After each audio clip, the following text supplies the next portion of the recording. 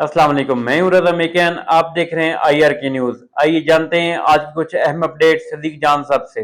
ये बहुत हैरान कुन है कि मियां नवाज शरीफ साहब का इस पे कोई बयान नहीं आया, ना उनका कोई ट्वीट आया है। देखे ना, अब मिसाल के तौर पे इमरान खान और तहरीक इंसाफ अगर एक फ़ौजी जर्नल पे इल्ज़ाम लगाती है, PTI पूरा नैरेटिव बनाती है कि हमारे साथ जो कुछ किया इन्होंने किया, उनको किसी भी वक्त जाके सज़ा हो जाती है, तो तहरीक इंसाफ तो छलांगे मारेगी, प्रेस कॉन्फ्रेंसेस करेगी, बयानात देगी कि देखा हम तो कहते थे कि बंदा ठीक नहीं है, हम तो कहते थे गलत बंदा है, देखा ना इसको सज़ा हो गई।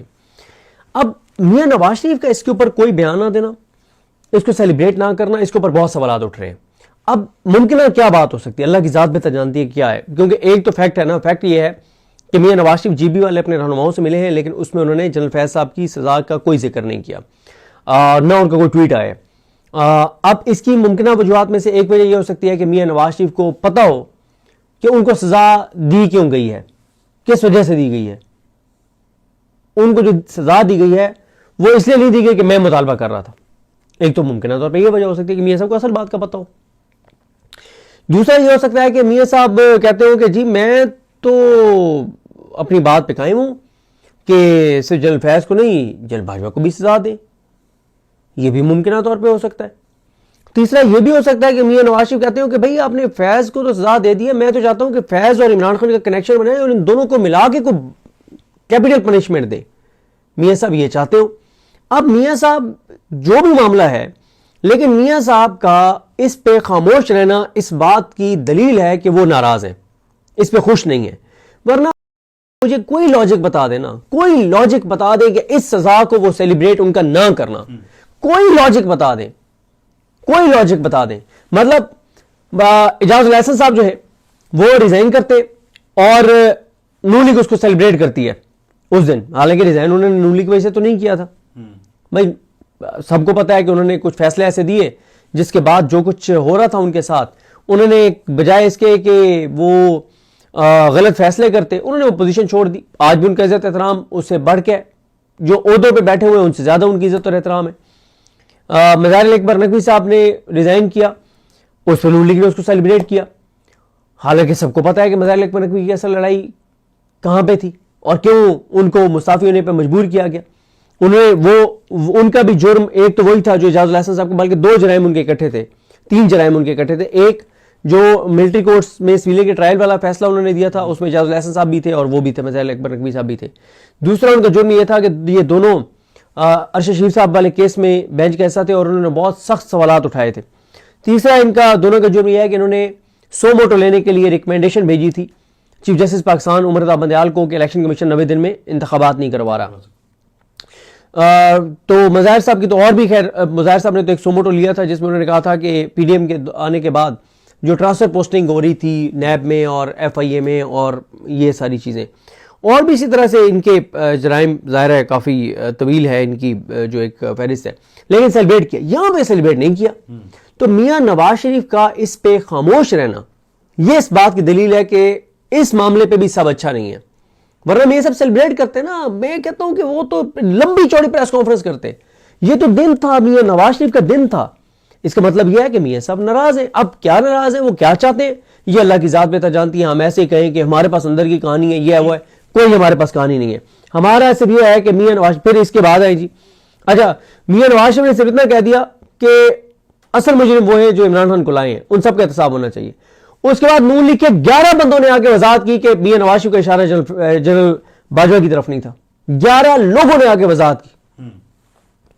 ये तो आपकी सियासी हैसियत और औकात है, ठीक है। अच्छा, इस पे नून लीग के खिलाफ बहुत नैरेटिव भी बन रहा है।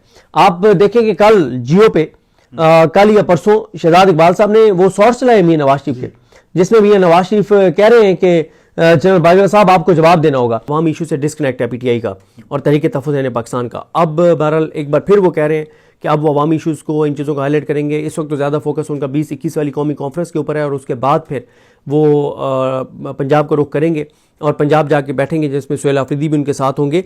तो उनका ये ख्याल है कि इस वक्त क्योंकि इमरान खान साहब ने कैटेगोरिकल कह दिया हुआ है कि आपने डी चौक नहीं आना, इस्लामाबाद की कॉल नहीं देनी, गोली चलेगी, लोगों की जानें जाएंगी, तो वो ये कह रहे हैं कि हम पॉलिटिकली हुकूमत के ऊपर हम दबाव बढ़ाते हैं, हम इकॉनमी के हवाले से जो चीज़ें आ रही हैं उनको हाईलाइट करते हैं, पंजाब में मोमेंटम हम बनाने की कोशिश करते हैं, हम इस हुकूमत को नैरेटिव में مزید اس کو حکومت کو گھٹنوں پہ لاتے ہیں، اور یہ ساری چیزیں کر کے، اور خاص طور پہ وہ عوام کے لیے ایک چیز تیار کر رہے ہیں جس میں وہ عوام کو بتا رہے ہیں کہ جو کچھ عمران خان کا راستہ روکنے کے لیے کیا گیا ہے اس سے نقصان آپ کو ہوا ہے، اور اگر یہ حکومت چلتی رہے گی تو بھی نقصان آپ کو ہوگا.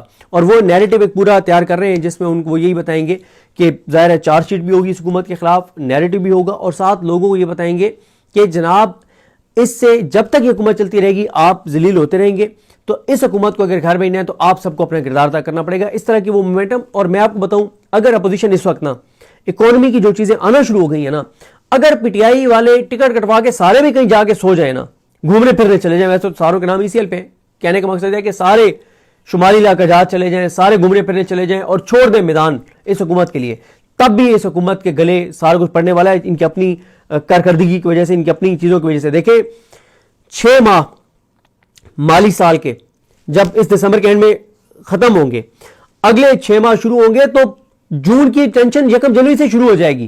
FBR کا ٹارگٹ 760 ارب شارٹ فال ہے، ٹھیک ہے، یعنی اس کو کم کر کے ٹارگٹ کو آپ 560 ارب پھر بھی شارٹ فال ہے. اس میں سے بھی 200 ارب آپ عدالتوں کو کہہ رہے ہیں کہ آپ فیصلے دے دیں کہ جمع کرو ٹیکس تاکہ 210 سے آ جائے 360 ارب رہ جائے. تو کوئی ان کی کارکردگی نہیں ہے، کوئی ان کا فوکس نہیں ہے، ڈیلیور یہ کر نہیں سکتے، نیریٹو ان کے پاس نہیں ہے، عوام کی ان کو فکر نہیں ہے، نہ یہ عوام کے ووٹوں سے آئے ہیں، نہ عوام کا سوچتے ہیں. ان کے ساتھ جدادیں، اولادیں، کاروبار، مفادات، یہاں تک کہ علاج پاکستان سے باہر ہے. تو یہ سر اپنے بوجھ سے بھی گریں گے. لیکن میں آپ کو بتاؤں کہ جتنے چیلنجز ان کے لیے آگے آنے والے ہیں، اگر جو پلان کر رہے ہیں تحریک تحفظ پاکستان والے وہ تھوڑا سا بھی مومنٹم پنجاب میں بنا کے نا، تو ان کے لیے بڑی مشکلات کھڑی ہو جائیں گی. انٹرنل بہت بڑا کرائسس ہے کہ MNAs محمود خان چکزئی صاحب کی بات نہیں مانتے، سینیٹرز علامہ راجہ ناصر عباس صاحب کی بات نہیں مانتے. اس میں جو پہلی یہ میٹنگ کرنے جا رہے ہیں پولیٹیکل کمیٹی کی جو سلمان اکمل راجہ صاحب نے بنائی ہے، بہرحال میں اس پہ دوبارہ یہ کہوں گا کہ PTI کا انٹرنل معاملہ ہے، ہمارے سے کوئی تعلق نہیں ہے، وہ جانے ان کا کام جانے. لیکن یہ میری انفارمیشن ہے کہ پہلے اجلاس میں ہی یہ مدعا ڈسکس ہوگا اور فیصلہ ہو جائے گا پولیٹیکل کمیٹی کا کہ جو MNA اور جو سینیٹر ان دونوں اپوزیشن لیڈرز کی بات کو نہیں مانے گا اور وائلیٹ کرے گا تو وہ پارٹی کے احکامات کی خلاف ورزی تصور ہوگا اور ان کے خلاف تعدیبی جو ہے وہ کارروائی ہوگی. لیکن یہ ضرور ہے کہ جو اس وقت پشاور میں جو لوگوں کا جوش و خروش تھا، جو ڈی چوک کنارے لگ رہے تھے، جو کوہاٹ میں لگ رہے تھے، تحریک انصاف یہ کہہ رہی ہے کہ بھائی اداروں کو کہہ رہی ہے دیکھ لیں، لوگوں کے سینٹیمنٹس دیکھ لیں، لوگوں کے سینٹیمنٹس دیکھ لیں. اور جو بات وہاں پہ ہوئی بھی ہے کہ سہیل آفریدی اگر درمیان سے ہٹ جائیں تو نہ اسلام آباد رہے گا، نہ وزیر اعظم ہوش رہے گا، نہ وزیر اعظم رہے گا. تو یہ مطلب ایک اس کا آؤٹ کم یہ ہو سکتا ہے لوگوں کے جذبے کا، نعروں کا، کہ بات چیت کہیں نہ کہیں شروع ہو جائے. لیکن یہ کلیئرٹی ہے کہ بات چیت محمود خان چکزئی صاحب اور علامہ راجہ ناصر عباس صاحب ہی کریں گے. اچھا، اس کے بعد جہاں تک بات ہے محمود خان چکزئی صاحب اور علامہ راجہ ناصر عباس صاحب یہ سمجھتے ہیں، میں اس پہ بڑی ڈیٹیل ایک ویڈیو کر چکا ہوں 30-32 منٹ کی، مختصر آپ کو بتا دیتا ہوں کہ وہ یہ سمجھتے ہیں کہ اس وقت یہ حکومت جو ہے، جو پچھلی ویڈیو میں بھی ہم نے بات کی تھی، اکانومی کی اتنی خوفناک صورتحال شروع ہو گئی ہے دوبارہ، کہ وہ جو ایک ٹائم تھا نا جب ڈیفالٹ کی باتیں ہونا شروع ہو گئی تھی، اب پھر ایک بار نہ صرف ڈیفالٹ کی باتیں شروع ہو جائیں گی بلکہ چیزیں بہت خطرناک حد تک چلی جائیں گی، کیونکہ نئے IMF پروگرام میں جانا ہے، وہی انسرٹینٹی شروع ہو جائے گی. اب ہو رہا ہے، نہیں ہو رہا، یہاں پہنچا ہے، وہاں پہنچا ہے، یہ شرط وہ شرط، یہ مہنگائی وہ مہنگائی. تو ناظرین یہ تھی آج کی اہم اپڈیٹس جو آپ نے جانی صدیق جان کی زبانی. اسی کے ساتھ اپنے میزبان رضا میکن کو اجازت دیجیے. اللہ حافظ.